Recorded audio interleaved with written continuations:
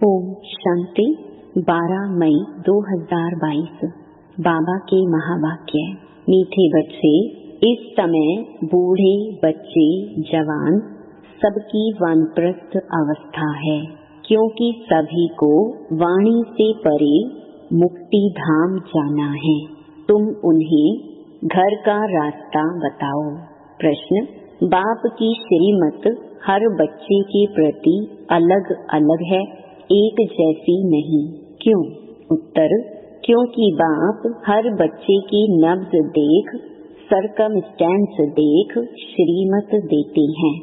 समझो कोई निर्बंधन है, बूढ़ा है या कुमारी है, सर्विस के लायक है, तो बाबा राय देंगे इस सेवा में पूरा लग जाओ। बाकी सबको तो यहाँ नहीं बिठा देंगे। जिसके प्रति बाप की जो श्रीमत मिलती है उसमें कल्याण है। जैसे मम्मा बाबा शिव बाबा से वर्षा लेते हैं, ऐसे फॉलो कर उन जैसी सर्विस कर वर्षा लेना है। गीत, भोलेनाथ से निराला कोई और नहीं। ओम शांति। मीठे मीठे सिकिलधे बच्चों ने गीत सुना। शिव को भोलानाथ कहा जाता है और यह जो डमरू बजाते हैं उनको शंकर कह देते हैं। यहाँ कितने आश्रम हैं जहाँ वेद शास्त्र उपनिषद आदि सुनाते हैं, यह भी जैसे डमरू बजाते हैं। कितने आश्रम हैं जहाँ मनुष्य जाकर रहते भी हैं, परंतु एम ऑब्जेक्ट कोई भी है नहीं। समझते हैं गुरु लोग हमको वाणी से परे शांति धाम ले जाएंगे, इस विचार से जाकर रहते हैं कि यहाँ ही प्राण त्यागे, परंतु वापस तो कोई भी जा नहीं सकते। वो लोग तो अपनी अपनी भक्ति आदि सिखलाते हैं। यहाँ तो बच्चे जानते हैं सच्चा सच्चा यह वानप्रस्थ है। बच्चे बूढ़े जवान सभी वानप्रस्थी हैं। बाकी मुक्ति धाम में जाने के लिए पुरुषार्थ करा रहे हैं। ऐसा और कोई नहीं होगा जो सद्गति अथवा वाणी से परे जाने का रास्ता बतावे। गति सद्गति दाता एक ही है। बाप ऐसे नहीं कह सकते कि गृहस्थ व्यवहार को छोड़कर यहाँ बैठ जाओ। हाँ, जो सर्विस के लायक हैं उनको रखा जा सकता है। औरों को भी वानप्रस्थ का रास्ता बताना है, क्योंकि अभी सभी का वाणी से परे जाने का समय है। वानप्रस्थ अथवा मुक्ति धाम में ले जाने वाला एक ही बाप है। उस बाप के पास तुम बैठे हो। वो लोग भल वानप्रस्थ लेते हैं, परंतु वापस तो कोई भी जा नहीं सकते। वानप्रस्थ में ले जाने वाला एक बाप है, वही अच्छी मत देंगे। कोई कहे बाबा हम घर बार ले यहाँ आकर बैठे, नहीं, देखना होता है यह सर्विस लायक है व नहीं। कोई बंधन मुक्त हैं, बुजुर्ग हैं, सर्विसेबल हैं, तो उनको श्रीमत दी जाती है। जैसे बच्चे कहते हैं सेमिनार करो तो सर्विस की युक्तियाँ सीखें। कन्याओं के साथ साथ माताएं पुरुष भी सीखते जाएंगे। सेमिनार तो यह है ना, बाबा रोज शिक्षा देते रहते हैं कैसे किसको समझाना है, राय देते रहते हैं। पहले तो एक ही बात समझाओ, परम पिता परमात्मा जिसको याद करते हैं वह तुम्हारा क्या लगता है। अगर बाप है तो बाप से तो वर्षा मिलना चाहिए। तुम तो बाप को जानते नहीं हो, कह देते हो सब में भगवान है, कण कण में भगवान है, फिर तुम्हारा क्या हाल होगा। अभी तुम बच्चे जानते हो हम बाबा के सम्मुख बैठे हैं। बाबा हमको लायक बनाकर कांटे से फूल बनाकर साथ ले जाएंगे। बाकी और तो सब जंगल का ही रास्ता बताते हैं। बाप तो कितना सहज रास्ता बताते हैं। सेकंड में जीवन मुक्ति गाई हुई है, वह कोई झूठ थोड़ी है। बाबा कहा माना, तुम जीवन मुक्त हो गए। बाबा पहले पहले अपने घर ले जाते हैं। तुम सब अपने घर को भूले हुए हो ना। कहते हैं गॉड फादर सब मैसेंजर्स को भेज देते हैं धर्म स्थापन करने। फिर सर्वव्यापी क्यों कहते? ऊपर से भेज देते हैं ना। बोलते एक हैं फिर मानते नहीं। बाप धर्म स्थापन अर्थ भेज देते हैं तो उनकी संस्था भी उनके पीछे आने लग पड़ेगी। पहले पहले है देवी देवताओं की संस्था। पहले पहले आदि सनातन देवी देवता धर्म वाले लक्ष्मी नारायण आएंगे अपनी प्रजा सहित, और कोई प्रजा सहित नहीं आते। वह एक आएगा फिर दूसरा तीसरा आएगा। यहाँ तुम सब तैयार हो रहे हो बाप से वर्षा लेने। यह स्कूल है। घर में रहते एक घड़ी आधी घड़ी आधे की पुनः आध एक सेकंड में तुमको सिर्फ बतलाते हैं परमपिता परमात्मा से तुम्हारा क्या संबंध है। मुख से कहते भी हैं परम पिता, वह तो सबका बाप क्रिएटर है। फिर भी बाप ना समझे तो क्या कहेंगे।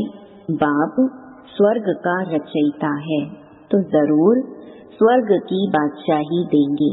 भारत को दिया हुआ है ना। नर से नारायण बनाने वाला राजयोग मशहूर है। यह सत्य नारायण की कथा भी है, अमर कथा भी है।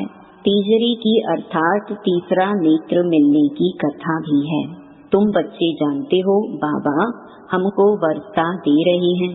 बाप श्रीमत देते हैं, उनकी मत से जरूर कल्याण ही होगा। बाबा हरेक की नब्ज देखते हैं, उनको कोई बंधन नहीं है। सर्विस भी कर सकते हैं। बाप लायक देखकर फिर डायरेक्शन देते हैं। सर्कमस्टेंस देख कहा जाता है तुम यहाँ रह सकते हो, सर्विस भी करते रहो। जहाँ जहाँ जरूरत पड़ेगी, प्रदर्शनी में तो बहुतों की जरूरत पड़ती है। बुजुर्ग भी चाहिए, कन्याएं भी चाहिए। सबको शिक्षा मिलती रहती है। यह है पढ़ाई। भगवानुवाच भगवान कहा जाता है निराकार को। तुम आत्माएं उनके बच्चे हो। कहते हो ओ गॉड फादर, तो उनको फिर सर्वव्यापी थोड़े ही कहेंगे। लौकिक बाप सर्वव्यापी है क्या? नहीं। तुम फादर कहते हो और गाते भी हो पतित पावन बाप है, तो जरूर यहाँ आकर पावन बनाएंगे। तुम बच्चे जानते हो पतित से पावन बन रहे हैं। बाप कहते हैं मेरे 5000 वर्ष बाद फिर से आकर मिले हुए बच्चे, तुम फिर से वर्षा लेने आए हो। जानते हो राजधानी स्थापन हो रही है। जैसे मम्मा बाबा शिव बाबा से वर्षा लेते हैं, हम भी उनसे लेते हैं। फॉलो करो, मम्मा बाबा जैसी सर्विस भी करो। मम्मा बाबा नर से नारायण बनाने की कथा सुनाते हैं, हम फिर कम क्यों सुने। जानते हो वही सूर्यवंशी फिर चंद्रवंशी भी बनेंगे। पहले तो सूर्यवंशी में जाना पड़ेगा ना। समझ तो है ना। बिगर समझ स्कूल में कोई बैठ न सके। बाबा श्रीमत देते हैं, हम जानते हैं इनमें तो बाबा की प्रविष्टता है। नहीं तो प्रजापिता कहाँ से आए। ब्रह्मा तो सूक्ष्म वतन वासी है, प्रजापिता तो यहाँ चाहिए ना। बाप कहते हैं ब्रह्मा द्वारा मैं स्थापना करता हूँ। किसकी? ब्राह्मणों की। इस ब्रह्मा में प्रवेश करता हूँ। तुम आत्माएं भी शरीर में प्रवेश करती हो ना। मुझे कहते हैं ज्ञान का सागर, तो हम निराकार ज्ञान कैसे सुनाऊं। कृष्ण को तो ज्ञान का सागर नहीं कहेंगे। कृष्ण की आत्मा बहुत जन्मों के अंत में ज्ञान लेकर फिर कृष्ण बनी है, अभी नहीं है। तुम जानते हो भगवान द्वारा राजयोग सीख देवी देवता स्वर्ग के मालिक बने हैं। बाप कहते हैं कल्प कल्प तुमको राजयोग सिखाता हूँ, पढ़ाई से राजाई मिलती है। तुम राजाओं का राजा बनेंगे। तुम्हारी एम ऑब्जेक्ट ही यह है। तुम आए हो फिर से तो सूर्यवंशी देवी देवता बनने। एक देवी देवता धर्म की स्थापना हो रही है। अभी तो अनेकानेक धर्म हैं, अनेक गुरु हैं, वह सब खलास हो जाएंगे। इन सब गुरुओं का गुरु सदगति दाता एक बाप है। साधु लोगों की भी सदगति करने आया हूँ। आगे चल वह भी तुम्हारे आगे झुकेंगे। कल्प पहले मुहाफिक। तुम बच्चों की बुद्धि में ड्रामा का सारा राज है। जानते हो सूक्ष्म वतन में है ब्रह्मा विष्णु शंकर, यह फिर है प्रजापिता। कहते हैं ब्रह्मा के बूढ़े तन में प्रवेश करता हूँ। इनको भी कहते हैं हे बच्चे, तुम सब ब्राह्मण हो, तुम पर कलश रखता हूँ। तुमने इतने जन्म लिए हैं, इस समय है ही रौरव नरक, बाकी तो कोई नदी नहीं है जिसको नरक कहा जाए। गरुड़ पुराण में तो बहुत बातें लिख दी हैं। अब बाबा बच्चों को बैठ समझाते हैं। यह भी तो पढ़ा हुआ है ना। तो अब भोलानाथ बाप तुम भोले बच्चों को बैठ समझाते हैं। गरीब भोले बच्चों को फिर ऊंच से ऊंच साहूकार बनाते हैं। तुम जानते हो सूर्यवंशी मालिक बनते हैं, फिर आहिस्ते आहिस्ते गिरते गिरते क्या हो गए हैं। कैसा वंडरफुल खेल है। स्वर्ग में कितने माला माल थे। अभी भी राजाओं के बहुत बड़े बड़े महल हैं, जयपुर में भी हैं। अभी ही ऐसे ऐसे महल हैं तो आगे वाले पता नहीं कैसे होंगे। गवर्नमेंट हाउस ऐसे नहीं बनते हैं। राजाओं के महल बनाने का भक्का ही अलग है। अच्छा, फिर स्वर्ग का मॉडल देखना हो तो जाओ अजमेर में। एक मॉडल बनाने में भी मेहनत अच्छी की है। देखने से तुमको कितनी खुशी होगी। यहाँ तो बाबा झट साक्षात्कार करा देते हैं। जो दिव्य दृष्टि से देखते हैं वह फिर तुमको प्रैक्टिकल में देखना है। भक्ति मार्ग में भक्तों को भल साक्षात्कार होता है, परंतु वह कोई वैकुंठ के मालिक थोड़े ही बने। तुम तो प्रैक्टिकल में मालिक बनते हो। अभी तो है ही नर्क, एक दो को काटते लड़ते रहते हैं।